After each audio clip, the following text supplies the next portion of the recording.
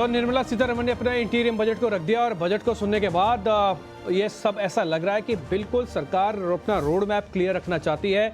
सरकार इंफ्रा को बूस्ट करना चाहती है, सरकार रेलवे को बूस्ट करना चाहती है, सरकार नारी शक्ति को बढ़ाना चाहती है, सरकार रिन्यूएबल एनर्जी पे ज़्यादा फोकस करना चाहती है, सरकार एग्रीकल्चर पे ज़्यादा फोकस करना चाहती है। लबोलबाब मार्केट का यही है। और मिडिल क्लास की इनकम का जो सबसे बड़ा दर्द होता है उसको रियल एस्टेट का, उस पर सरकार बहुत अच्छा काम करना चाहती है। ये सारी की सारी बातें निर्मला सीतारमण ने 1 घंटे के अंदर अपनी सारी बात बता दी हैं।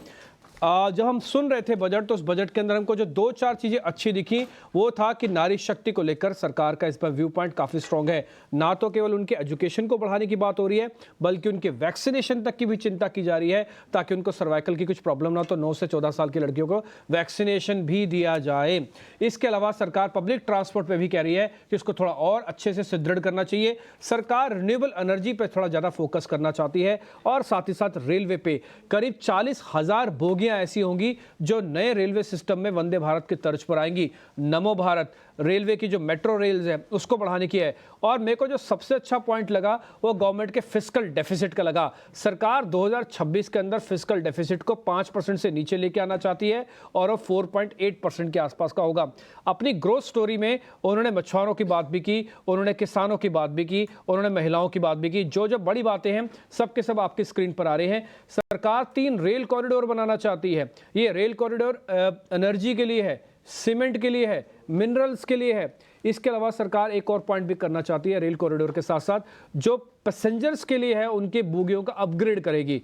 आपको मालूम है आपकी रेल बजट अलग से नहीं आता, ये वोटर अकाउंट भी था, इसलिए नया रेलवे इंफ्रा कितना होगा उसके बारे में पूरी डिटेल जानकारी नहीं। लेकिन हाँ, सरकार ये बात तय करना चाहती है कि रेलवे को दूर दराज तक पहुंचना चाहती है। इसलिए 3 कॉरिडोर की जो बात अभी चल रही है ये अब अपनी स्क्रीन पर आप सारी खबरें बड़ी देख पा रहे हैं। इसमें हमने अलग अलग कैटेगरी कर दिया है कि कहाँ कहाँ पे सरकार ने सिक्सर लगाया, कौन कौन से बाउंसर्स आए हैं, महिलाओं को क्या मिल रहा है, युवाओं को क्या मिल रहा है। और आप युवाओं के हिसाब से देखेंगे तो सरकार बहुत बड़ी रकम 1 लाख करोड़ रुपया खर्च करना चाहती है युवाओं पर। हैरानी की बात देखिए कितनी बारीक सी बात मैम ने बताई कि जो स्किल्ड युवा हैं उनको हम या तो नील वाला ब्याज देंगे यानी कि बिना ब्याज के उनको लोन देंगे या तो कम लोन पे उनको हम पैसा पहुंचाएंगे। पूरा बजट आपने सुना? पूरा बजट मैंने ही सुना। 10 में से कितने नंबर देंगे?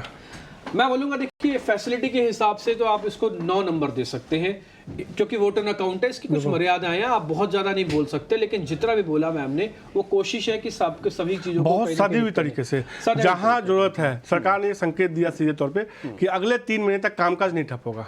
कामकाज ठप नहीं होगा। सरकार ने अपना फिस्कल डेफिसिट पे जो पॉइंट क्लियर किया मेरे को लग रहा है वो अच्छे से क्लियर कर दिया। और दूसरा पॉइंट सरकार के जो कोर एरियाज है जैसे कि रेलवे उनका कोर एरिया है उन्होंने बता दिया उस पर साफ साफ काम होगा। सरकार किसानों पे साफ साफ काम करना चाहते हैं।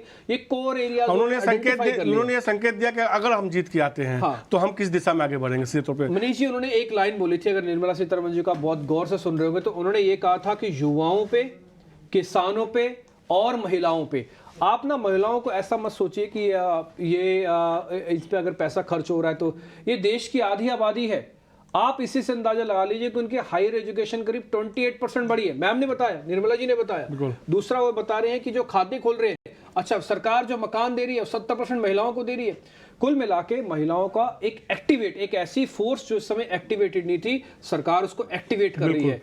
तो आप इसको ऐसा ना सोचिए कि महिलाओं को बढ़ावा दे रही है सरकार, इकोनॉमी को बूस्ट महिलाओं के जरिए भी करना चाहती है। लखपति दीदी का जिक्र किया 20 लाख है उनको 30 लाख करने की योजना है। क्योंकि मैंने पूरा बजट सुना जैसे मेरे को सारे आंकड़े मुझवानी याद है। और मैम की जो स्पीच है इसमें थोड़ी छोटी है पिछली बार के मुकाबले अगर देखा जाए। हालांकि वोटर अकाउंट 1 घंटे की स्पीच है। हाँ थोड़ा छोटा हर चीज को उन्होंने बहुत विस्तार से बहुत अच्छे से बताने की कोशिश की। और कहीं ना कहीं ना एक तरह से दिख रहा था कि जो सबका साथ सबका विकास जो है उसको तारतम्य बनाने की कोशिश की। एक तरह से ये कहा कि सबका साथ सबका विकास तो है ही है। उन्होंने 2 नारे एक अटल बिहारी वाजपेयी जी का जुड़वाया हुआ था, विज्ञान और साथ में मोदी जी जो बोल रहे हैं जय अनुसंधान यानी कि रिसर्च। आप ये मान के देखिए हर एक सेक्टर में रिसर्च को बढ़ावा देने की बात है। और शायद यही बड़ी वजह है कि मार्केट के अंदर किसी तरह का कोई पैनिक अभी तक तो नहीं देखने को मिल रहा है। और बाजार धीरे धीरे जैसे इसके फाइन प्रिंट्स पड़ेगा, क्योंकि मैं बता दूं ये वोटर अकाउंट है, इस पे फाइन प्रिंट्स भी पढ़ना और समझना उसको थोड़ा मुश्किल हो जाएगा। कुल मिला के ये बजट एक अच्छा बजट है, हम इसको 9 नंबर दे सकते हैं, इसलिए मैंने अपना मीटर भी चलवा दिया है।